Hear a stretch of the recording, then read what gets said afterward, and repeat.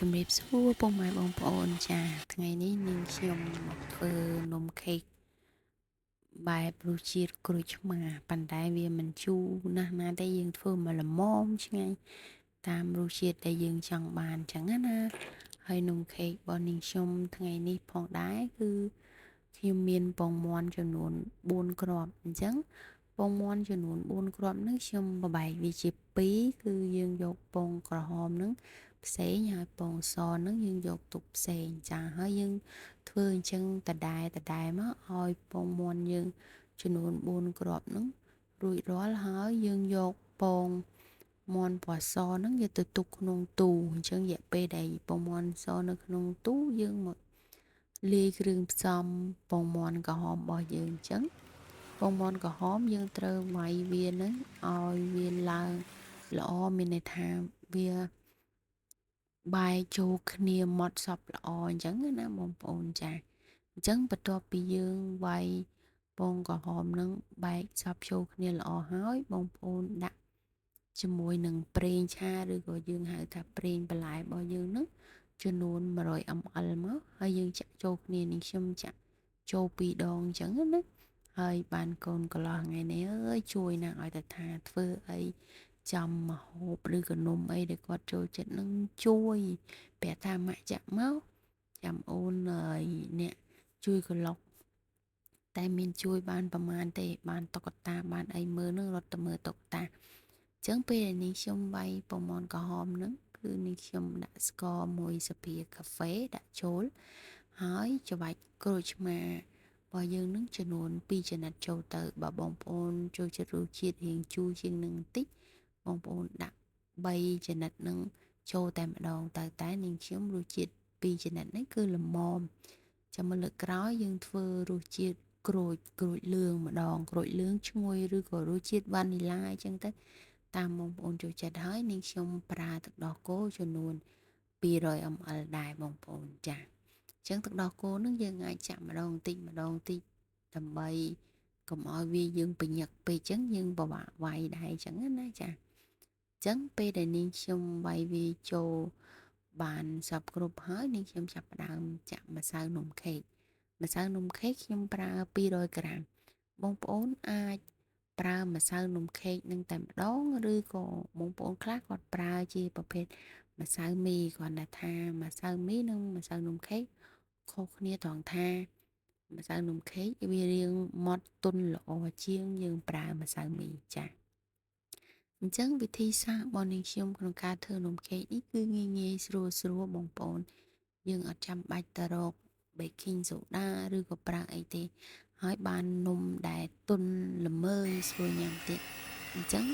ដោយសារនាងខ្ញុំអត់មានប្រដាប់វាយដៃបើមែនតើគេប្រើប្រដាប់វាយដៃដើម្បីយើង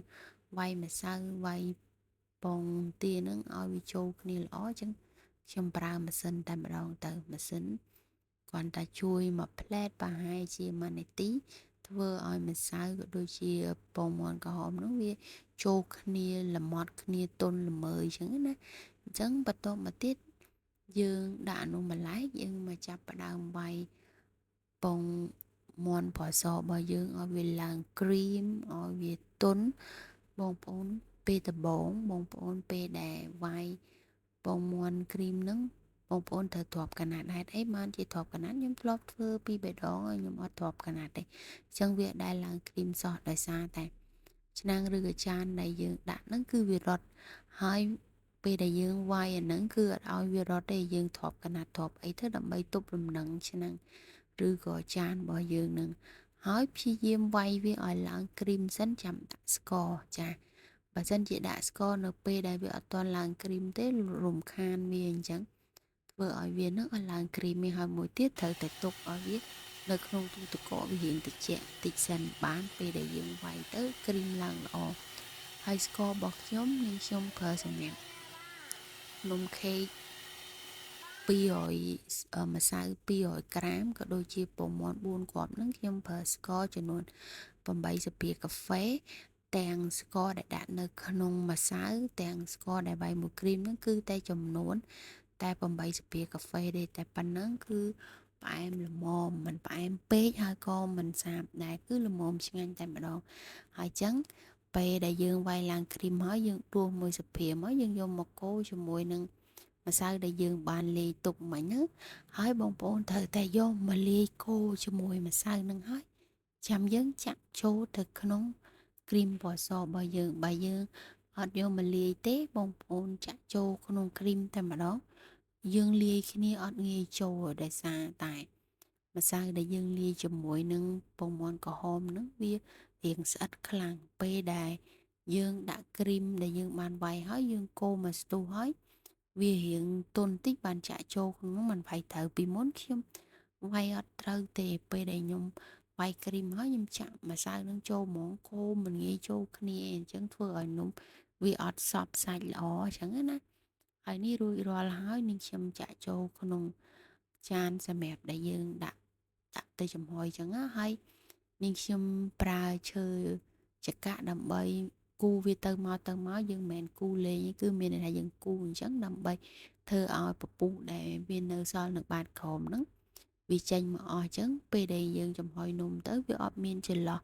ឬក៏នំយើងនឹងប្រហោងនៅខាងក្នុងឯងហើយនេះនាងខ្ញុំសតណាប់ទៅពាំងបាយជូរក៏ដាក់ចូលបន្តិចទៅបើសិនជាបងប្អូនអត់មានបាច់ដាក់ក៏បានដែរឬក៏មានតំណាប់អីផ្សេងយើងចង់ដាក់បន្ថែមឲ្យមើលទៅស្អាតឬក៏ឆ្ងាញ់អាចថែមបានបងប្អូនចាអញ្ចឹងបន្ទាប់មកនាងខ្ញុំដាក់ចូលក្នុង microwave ក្នុង microwave ហ្នឹងគឺនាងខ្ញុំដុតវាចំនួន30នាទីប្រើកម្ដៅ175អង្សាចាហើយបងប្អូនបិទទៅយើងបើកលើក្រោមទៅចាអញ្ចឹងបើសិនជា30នាទីបន្ទាប់មកបើបងប្អូនចង់ដឹងថាឆ្អិនមិនឆ្អិនប្រើឈើចង្កាក់យើងយកទៅដោតចូលក្នុងសាច់នំហ្នឹងទាញមកបើសិនជាអត់មានជាប់អីទេមានន័យថានំយើងឆ្អិនហើយចាហើយនំយើងឆ្អិនហើយពេលដែលយកចេញពីចង្ក្រានមកប្រហែលជា10នាទីវារៀងធំបន្តិចពីព្រោះប្រភេទអានំខេកគេហៅថា muesli ហ្នឹងគឺពេលដែលវានេះទៅវារៀងទន់ហើយគេយកនំបែបហ្នឹងទៅធ្វើនំខេកគឺទន់ឆ្ងាញ់ណាបងប្អូនឥឡូវមកដល់វេនខ្ញុំជល់មួយកូនភ្លក់ញ៉ាំជុំគ្នាសប្បាយបងប្អូនកូនចូលចិត្តចឹងហើយយើងធ្វើទៅមានអ្នកជួយញ៉ាំយើងគឺរីមែនទេអរគុណបងប្អូនសម្រាប់ការតាមដានទស្សនាវីដេអូនេះខ្ញុំតាំងពីដើមរហូតដល់ចប់ជំរាបលាបាយបាយ